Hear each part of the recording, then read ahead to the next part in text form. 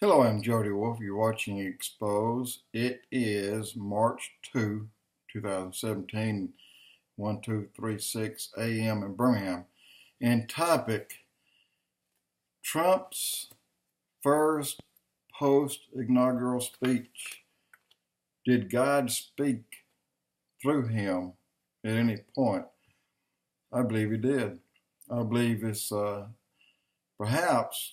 possibly the third bow shot. And the reason I say that, well, I'll get there in a moment. I know you hate this. But number one, it was such a well put together presidential type, what they want to hear speech. The stock market jumped 302 points.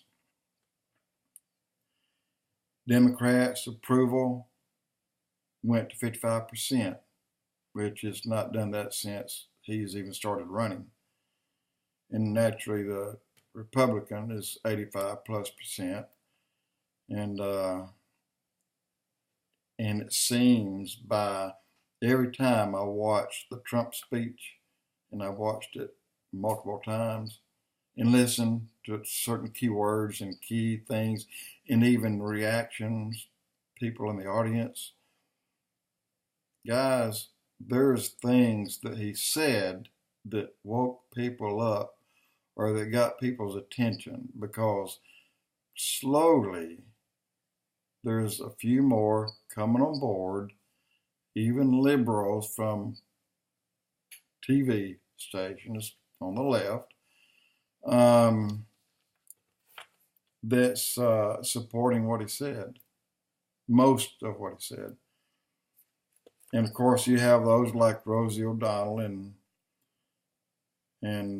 I don't know, I can't remember, it's Michael somebody, this booger eater. People like them, you know what? The only thing that would satisfy them would be for Trump to drop dead at the podium.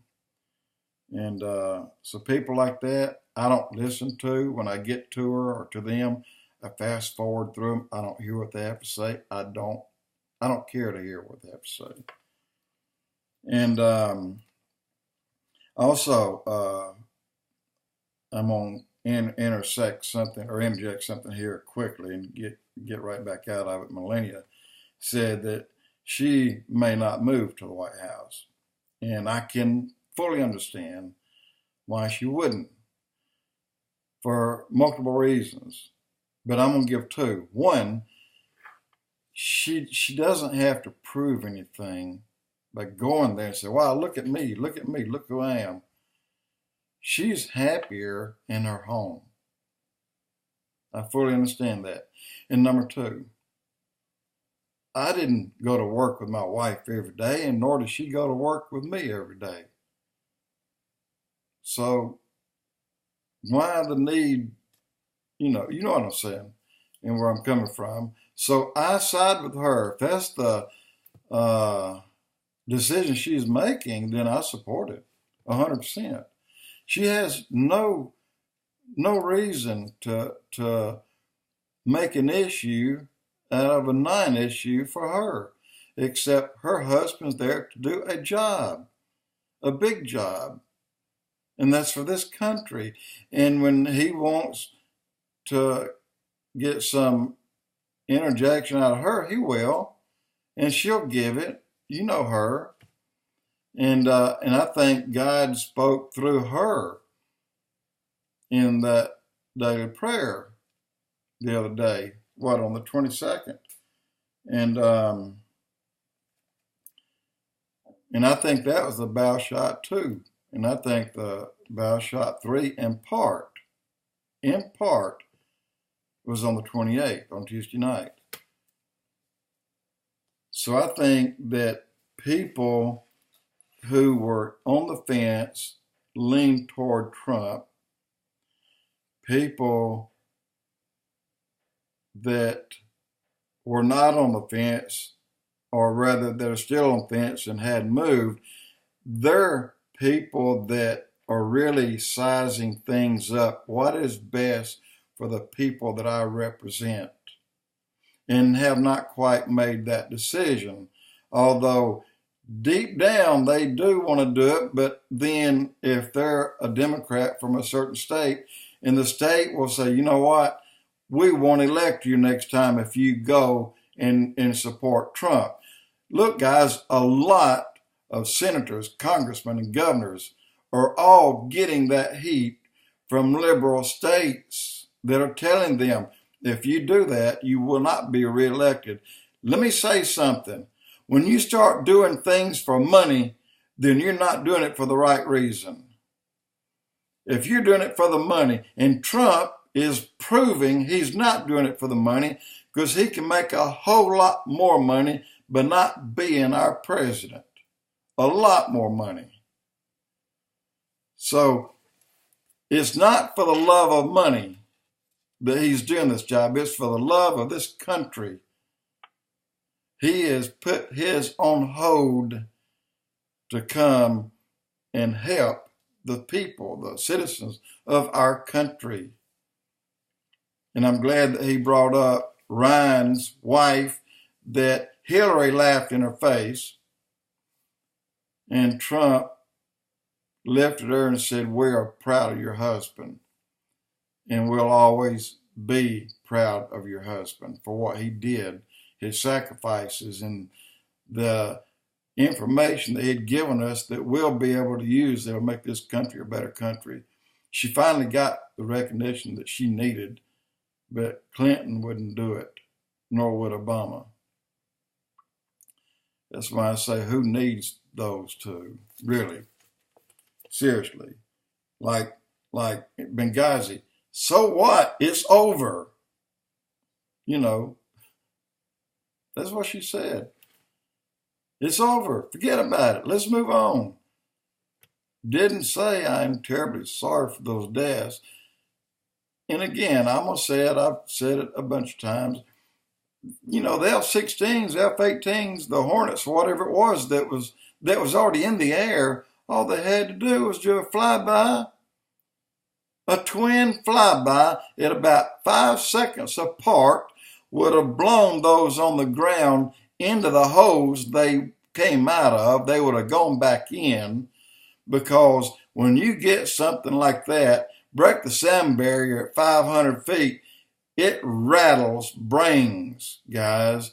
It scares the groundhogs so deep into the ground they won't come out for 6 months. And these pests are worse than groundhogs. So, but she called them off. Therefore, in my opinion, she killed those in Benghazi. Stevens and those who protected Benghazi for so long before a mortar finally hit right in the middle of them. Sorry to bring that back up, but that's part of what I'm talking about tonight. And out of the 94 million people that's out of work in the labor force, you had some people to break it down in bits. Let me tell you, he lied. He lied, because of the 94 million out, between 50 and 65 million would go to work tomorrow if they had a job. I know that. I know it to be a fact. 50 to 65% would go to work tomorrow. I know so many people that retired before they wanted to because their job played out, that'll go back to work at the age of 65 and 68 today if they had a job to go to. And I'm talking about a lot of baby boomers. When I say a lot, I'm talking about in the millions. I don't know that many, but I do know by the polls that are taken, by the things that I read, things that I hear, they'll go back to work in a heartbeat. They were all prematurely laid off starting in 2008 by Obama. All right, and I'm going to throw in one last thing here that some of you may not want to hear. I think you will if you're keeping up with it.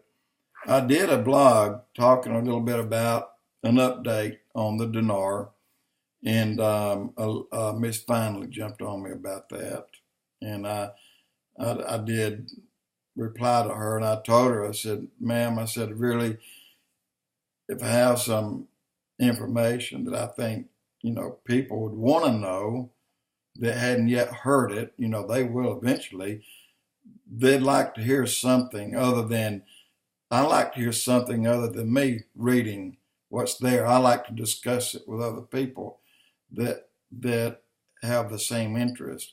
And when you get a few people talk about it, you kind of come to your own conclusion. Well, now is not the right time, but yet we're getting closer to the right time. Well, let me tell you, when I did the last blog and I spoke about the dinar, I said soon, hopefully soon in the next few weeks, Mosul will be liberated. Well, guess what? Mosul was liberated Saturday. Mosul was liberated. No ISIS members are in Mosul as of Saturday. They were gone. In the blog I did, Saturday? I said maybe a week or two. They were gone that day. We just didn't hear about it until, what's today? The second to the first. They were gone. And now we see why Pence went there. Now we see why Merkel went there. Now we see why the Secretary of Treasury went there from the United States. And other people, not just these three. They talk about the dinar. Right now, people in Iraq are just on pins and needles. They know that very soon, and if you go by the blog that I did night before last about all the building going on, they cannot build unless they have a valuable or a currency that's got value to it. All that they're building will require a strong currency. They won't do it based on a dime or based on a quarter. They won't do it based on 86 cents. So just go from there. Jody Wolf Expoz.